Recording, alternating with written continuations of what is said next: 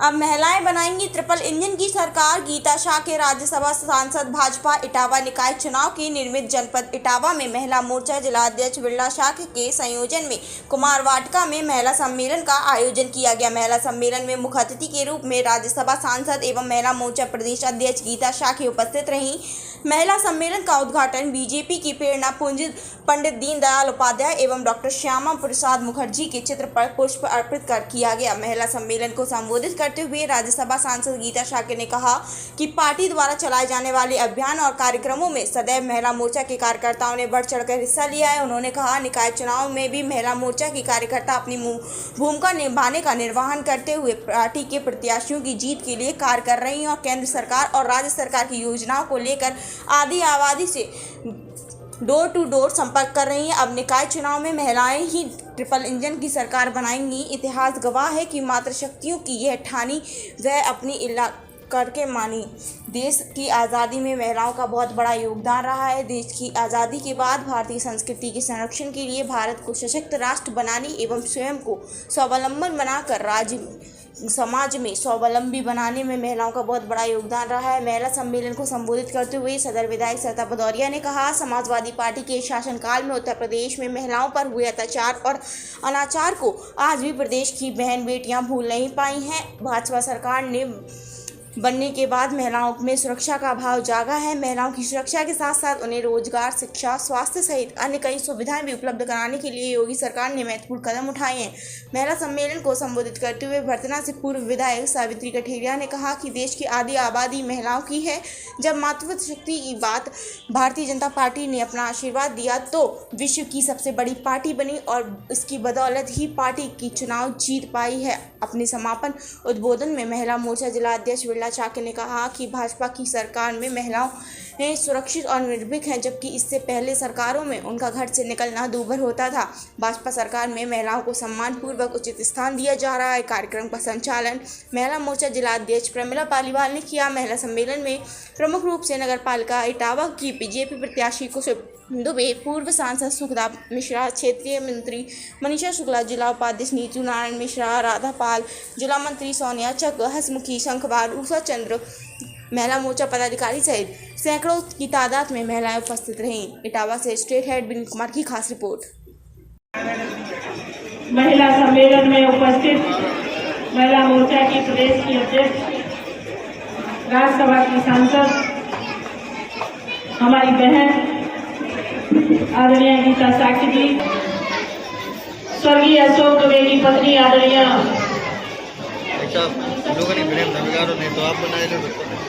मनीषा शुक्ला का नाम बेटी बहन मनीषा शुक्ला जी, स्वर्गीय अशोक दुबे की पत्नी हमारी भाभी आदरणीय कुसुम दुबे को हमारे बीच में प्रत्याशी के रूप में घोषित किया है।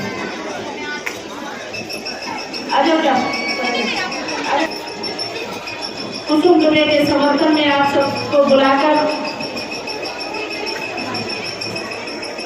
हम सब आपसे अपील कर रहे हैं और अपील इस नाते कर रहे हैं कि भारतीय जनता पार्टी की प्रत्याशी आदरणीय कुसुम दुबे, जिनके पति स्वर्गीय अशोक दुबे ने इटावा में भारतीय जनता पार्टी के पक्ष में बहुत काम किया है। आज जो आप सरकार देख रही है, जो सरकार आपको गल्ला दे रही है, आवास दे रही है, शौचालय दे रही है, इटावा में इस सरकार की बड़ी इमारत के नीचे अगर नींव के पत्थर के रूप में किसी का भी योगदान है तो आदरणीय स्वर्गीय अशोक दुबे जी का है।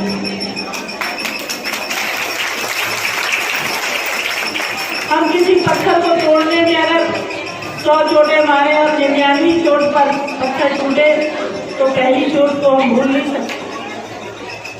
इसलिए आज वो हमारे बीच में प्रत्याशी के रूप में है। मेरी एक एक बहन की जिम्मेदारी बनती है कि कुसुम दुबे के नाम के सामने कमल का निशान होगा और उसके सामने आपको मोहर लगानी है। जब आप घर पर जाना और शांति से सोचना कि 2 प्रत्याशी चुनाव के मैदान में हैं, 3 प्रत्याशी हैं, और फिर कुसुम दुबे का चेहरा याद और उन दोनों प्रत्याशियों के चेहरों को अपनी आंख के सामने याद करें। अब तो बहुत फर्क दिखाई देगा। एक तरफ इटावा के विकास करने के लिए भारतीय जनता पार्टी की सरकार पूरी प्रतिबद्ध है, जब भी हमारे नायक पार्टी बहुत सी बहनें बैठी हैं, जब भी मैं इटावा के जलभराव की समस्या को सदन में उठाने का काम करती हूँ तो आदरणीय योगी जी मुझसे कहते हैं कि विधायक जी अपना चेयरमैन तो बनाइए पहले, क्योंकि सारे काम विधायक या सांसद जी से नहीं हो सकते। नगर पालिका का विकास नगर के चेयरमैन के द्वारा ही होता है, और जब चेयरमैन भारतीय जनता पार्टी का नहीं है, 3-4 बार से लगातार चेयरमैन समाजवादी पार्टी का है, तो आज आप देख रहे होंगे कि आपके दरवाजे पर गलियां गंदी हैं, सड़कें टूटी हैं, प्रकाश की व्यवस्था नहीं है, पीने का साफ पानी नहीं है, चारों तरफ अफरा तफरी का वातावरण है। मैं आपसे अनुरोध कर रही हूँ, ये बहन के सम्मान में निश्चित ही हम सबको बड़ी जिम्मेदारी के साथ भारतीय जनता पार्टी की प्रत्याशी के रूप में उनकी मदद करनी है और कमल निशान के सामने अपनी मोहर लगानी है। कुसुम तुम्हें जब जीतेंगी तो इटावा का विकास होगा, कुसुम तुम्हें जब जीतेंगी तो योगी आदित्यनाथ के सपनों के इटावा का निर्माण होगा। हमारी अभी पूर्व वक्ता कह रही थी सुप्रिया मिश्रा जी कि हमारी बहन बेटियां बहुत बेबाकी से निकलती हैं, ट्यूशन पढ़ने जाती हैं। सरकार ने भी बेटियों के लिए समुचित शिक्षा की व्यवस्था की है। अपनी योजनाओं के माध्यम से हर प्रकार से बेटियों को सहायता करने का काम हमारी सरकार कर रही है। तो कमल के निशान के सामने मोहर लगानी होगी, यही अपील मैं आप सबसे आज कर रही हूँ।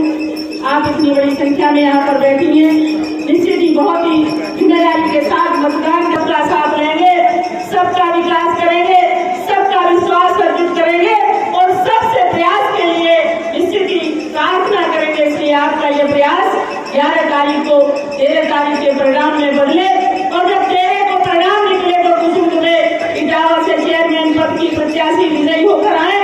उनको यही शुभकामनाएं मैं आप सबकी तरफ से देती हूँ। और मैं 1-2 नारा बोलूंगी, आपको मेरा साथ देना, उसके बाद मैं अपनी वाणी को विराम दूंगी। मैं कहूंगी कि अब कह दो डंके की चोट, आप कहेंगी कुसुम तुम्हें को देंगे वोट। अब कह दो डंके की चोट, अब कह दो डंके की चोट, अब कह दो डंके की चोट। अभिनंदन, आपका बहुत बहुत धन्यवाद। जय श्री राम।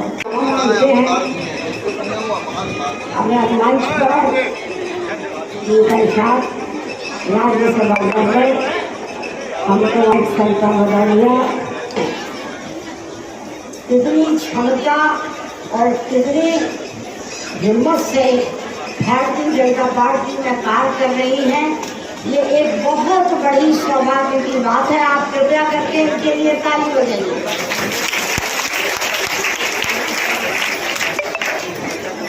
यहाँ हमारी महिलाएं बैठी हुई, एक छोटा सा इतिहास शुरू करने के बाद हम राजनीति और चुनाव की बात करेंगे।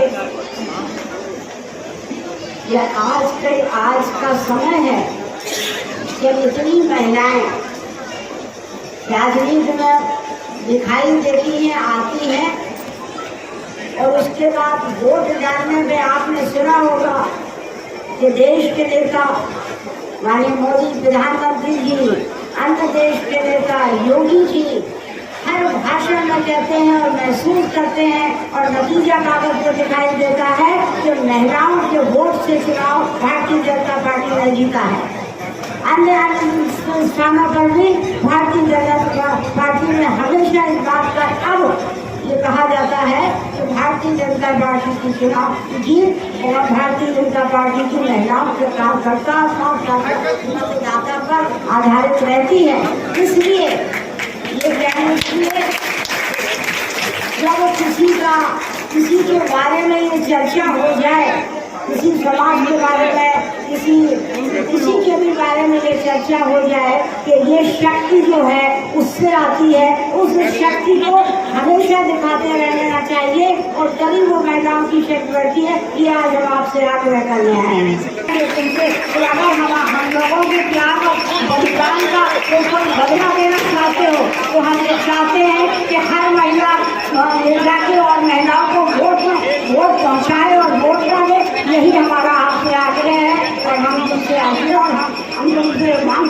नमस्ते। और यही करना इन शब्दों के साथ हम बहुत बहुत धन्यवाद देते हैं। जहाँ पर हमेशा अन्याय के खिलाफ इटावा के लोगों ने लड़ाई लड़ी है, आज उसी इटावा नगर पालिका परिषद की प्रत्याशी ऐसे व्यक्ति की पत्नी के रूप में, जिन्होंने हम समझते हैं कि इटावा में कोई ऐसा व्यक्ति नहीं बचा होगा किसी न किसी के रूप में उनको सहयोग न किया हो। आज इस कार्यक्रम में उनके समर्थन में महिला मोर्चा के द्वारा महिला मतदाता सम्मेलन के रूप में मंच पर विराजमान इटावा की लोकप्रिय विधायिका आदरणीय बड़ी बहन सरपंच भदौरिया जी और इस कार्यक्रम की अध्यक्षता कर रही छोटी बहन महिला मोर्चा की अध्यक्ष दुर्गा साकी जी और पूर्व में वर्धना की विधायक रही और सभी का कंधा से कंधा मिलाकर सहयोग किया ऐसी बहन सावित्री कठेरिया जी, क्षेत्रीय उपाध्यक्ष बहन मनीषा शुक्ला जी,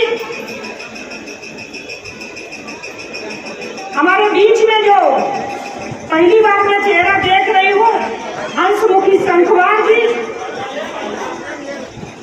जिनके मतदान से इटावा में चाहे लोकसभा का चुनाव हो चाहे विधानसभा का चुनाव हो, आपकी कर्मठता से और आपके वोट से भारतीय जनता पार्टी के पक्ष में वोट खिलाने का काम किया। ऐसी सभी सम्मानित सामने बैठी मेरी बहनें, छोटी और बड़ी, और सामने पत्रकार बंधु, मैं बात कर रही थी कि प्रत्याशी के रूप में आदरणीय कुसुम दुबे जी की आप खुद ही देख रही हो, उनके चेहरे से स्पष्ट दिखता है सादगी, शालीनता, और चेहरे से दिखता है कि आपने अगर जो उनको मौका दिया तो आपकी सेवा करने में कोई भी कसर नहीं छोड़ेगी। मैं तो आदरणीय अशोक दुबे जी की मैं बात करती हूँ कि उन्होंने अभी जैसी आदरणीय विधायिका जी कह रही थी कि उन्होंने उस समय इस भारतीय जनता पार्टी के बगिया को सींचा है जब बहुत कम लोग हुआ करते थे। उस समय उन्होंने भारतीय जनता पार्टी के बगिया में पानी देने का काम किया। आज वो हम लोगों के बीच में नहीं है और आज भारतीय जनता पार्टी ने उनकी पत्नी के रूप में हमें कमल के फूल को खिलाने का अवसर दिया है। तो निश्चित तौर से हमारी भी जिम्मेदारी बनती है कि उनको सच्ची श्रद्धांजलि देने का 11 तारीख को कमल के फूल के सामने मोहर लगाकर उनको भारी मतों से जिता देना। और आप विश्वास मानिएगा, आपने भारी मतों से जिता दिया इटावा को, तो आपने लोकसभा में भी उनको पराजित कर दिया और विधानसभा में भी आपने दोबारा उनको पराजित कर दिया। और अगर जो नगर पालिका परिषद में उनको पराजित करने का काम किया तो आप विश्वास मानिए हमेशा के लिए यहाँ की गुंडागर्दी खत्म हो जाएगी, हमेशा के लिए। मैं आपसे यही निवेदन करने आई हूँ, चूंकि सभी वक्ताओं ने पहले मैं अपने को संबोधित करती हूँ और ये जरूर कहती हूँ कि भारतीय जनता पार्टी की सरकार आने के बाद जो सम्मान बहन और बेटियों को, जो सम्मान महिलाओं को भारतीय जनता पार्टी के नेतृत्व वाली आदरणीय योगी जी की सरकार ने उत्तर प्रदेश में सुरक्षा व्यवस्था, सम्मान और स्वावलंबी बनाने का काम किया, वो ना किसी ने किया था ना कोई कर सकता है। मैं तो इसलिए कहती हूँ एक आवास की बात कर लो। एक प्रधानमंत्री आवास मिलता है किसी बहन को, और चूंकि यहाँ बहनों के ही आज ये सम्मेलन है, तो मेरे सामने बहुत ही सम्मानित, बहुत ही हम लोगों को मार्गदर्शन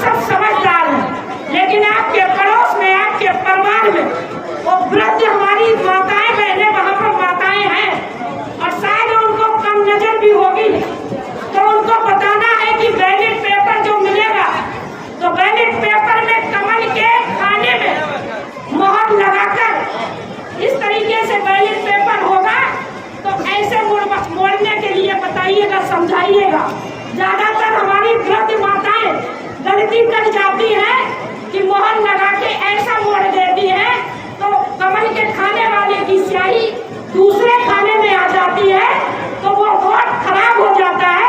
इसलिए यहाँ महिलाएं सभी बैठी हैं। आज से जिम्मेदारी आप लोगों की है, इसलिए कि हम लोग आधी आबादी की बहनें हैं। पुरुष भाई जाएंगे किसी के घर में, दरवाजे तक ज्यादा होगा बैठक तक जाएंगे, लेकिन हम सब लोग कहाँ जाएंगे?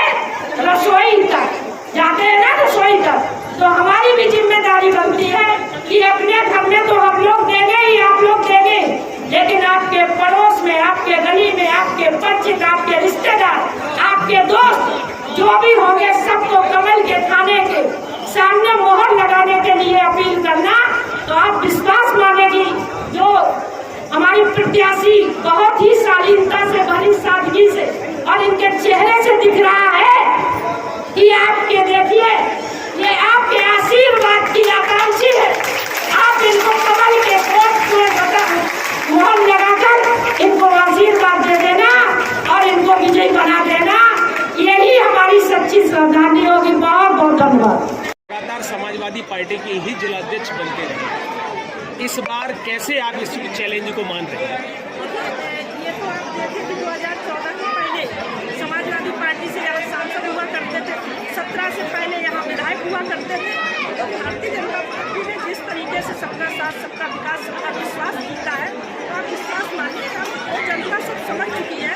कहीं किसी के दबाव में नहीं है, प्रेशर में नहीं, खुलेआम उत्तर प्रदेश की जनता, उसमें इटावा की भी मैं प्रभावशाली जनता की बात करती हूँ, बहुत समझदार हो चुके हैं। उनको पता है कि आज उत्तर प्रदेश में योगी आदित्यनाथ की सरकार वो अपने को सुरक्षित महसूस कर रहे, खुली आत्मा में सांस ले रहे। इसलिए मैं विश्वास के साथ कहती हूँ कि जिस तरीके से आज महिला मतदाता सम्मेलन में जिस तरीके से इतनी भीड़ के साथ महिलाएं निकली, आप विश्वास मानिए कि यहाँ इटावा नगर पालिका परिषद से कुसुम दुबे जी को भारी बहुमत से वो जीतेंगे। और कुसुम दुबे ऐसी व्यक्तित्व की पत्नी है अशोक दुबे जी, जिन्होंने, मैं समझती हूँ जहाँ तक कि किसी भी व्यक्ति के कोई ना कोई के रूप में काम आए हो, उनका सहयोग किया हो, उनका साथ दिया हो। तो आज सच्ची श्रद्धांजलि है। इटावा की जनता समझदार है और पत्नी आदरणीय कुसुम दुबे जी को उनके पक्ष में मतदान करने। लेकिन जिस प्रकार से लगातार महिलाओं के आरक्षण की बात होती है और इटावा की सीट सामान्य महिला आरक्षण पर थी, तो महिला विंग भी आपके पास, महिला जिलाध्यक्ष कार्यकर्ता भी हैं, लेकिन उनको मौका नहीं मिल पाता है। देखिए ऐसा है, भारतीय जनता पार्टी संगठन का काम करना, चुनाव लड़ने में दोनों में फर्क है। फिर भी हमारी पार्टी जहाँ कहीं हमारी भारतीय जनता पार्टी योग्यता रख रही है, उसको टिकट दिया गया, क्योंकि मैं तो पूरे उत्तर प्रदेश से देख रही हूँ, जहाँ उनको योग्यता रखती है उसको टिकट देकर चुनाव लड़ने का काम किया जाए। यहाँ पर दोनों भाई रामगोपाल यादव और शिवपाल सिंह लगातार आरोप लगा रहे हैं कि अगर सही से चुनाव ईमानदारी से हो जाए, क्योंकि नौकरशाही से चुनाव हो रहा है, तो फिर भारतीय जनता पार्टी को जनता नकार देगी। इतना परेशान है। शायद उनको वो जो उन्होंने अपनी सरकार में किया, उनको वही याद आ रहा है। भारतीय जनता पार्टी कभी किसी के अधिकारों का हनन नहीं करती। भारतीय जनता पार्टी निष्पक्ष काम कराती है, निष्पक्ष चुनाव कराती है। और आप देख लेना उनके आरोप निराधार है, क्योंकि उन्होंने यही किया ना, किसी को घर से नहीं निकलने दिया, किसी को वोट नहीं डालने दिया, किसी को फोन से धमकाया, किसी को भेज के धमकाया। तो ये भारतीय जनता पार्टी ने, भारतीय जनता पार्टी पूरे नियम के साथ चुनाव लड़ा रही, किसी को न दबाव में न सरकारी मशीन। शिवपाल सिंह ने कहा है कि यहाँ पर केशव प्रसाद मौर्य कल आए, बड़बोले मंत्री हैं, हर बार धमकियां देते हैं, जांच की बात करते हैं, 6 साल हो गए कहीं कुछ नहीं निकलता। इस तरह से अब वो बातें, आरोप ये सब फर्जी निकल रहे हैं। सिंह जी उनको समझना चाहिए, अगर जो उनकी सरकार में जो हुआ होगा, सरकार ये प्रशासन का काम है जांच करना, जांच कर रहे होंगे। लेकिन केशव प्रसाद मौर्य जी अपने प्रत्याशी के पक्ष में अपील करने आए थे, उन्होंने अपील की। लेकिन बजरंग दल पर कांग्रेस ने कहा कर्नाटक में कि इस पर बैन कर देंगे इस बार। देखिए ना कांग्रेस की कार्यशैली, जिस तरीके से कांग्रेस की कार्यशैली की है, जाति तुष्टिकरण की राजनीति है, और उनका चेहरा खुद दिख गया, ये दिखाने के लिए कि भारत जोड़ो यात्रा है और अब सबके साथ मंदिरों में जाने लगे। लेकिन कहीं ना कहीं उनके इस बयान से स्पष्ट है कि वो उनकी कथनी करने में फर्क नहीं, जो उस समय करते थे आज भी उसी तरीके से उनका। केसरगंज के सांसद के ब्रजभूषण के खिलाफ पहलवान धरने पे बैठे और आज पुलिस ने रात में उनको हटाने का प्रयास किया। महिलाओं का आरोप है, महिला पहलवान पहलवानों का कि पुलिस ने बर्बरता की सत्ता की? मैंने भी सुना है, मैंने सुना वो एक लड़की कह रही है एक के साथ शोषण नहीं किया, हजारों के यानी सैकड़ों के नहीं हजारों के। क्या ये संभव आप भी समझदार है? क्या एक व्यक्ति हजारों के साथ इस तरीके से कृत्य कर सकता है? ये बिल्कुल निराधार जांच होगी, उसमें स्पष्ट निकल आएगा कि क्या सही क्या है। आखिर पहलवान क्यों आरोप लगा रहे हैं, क्या वजह क्या लग रही है आपको? देखिए वहाँ पर कुश्ती संघ का चुनाव है जिसमें कुलभूषण सिंह जी अध्यक्ष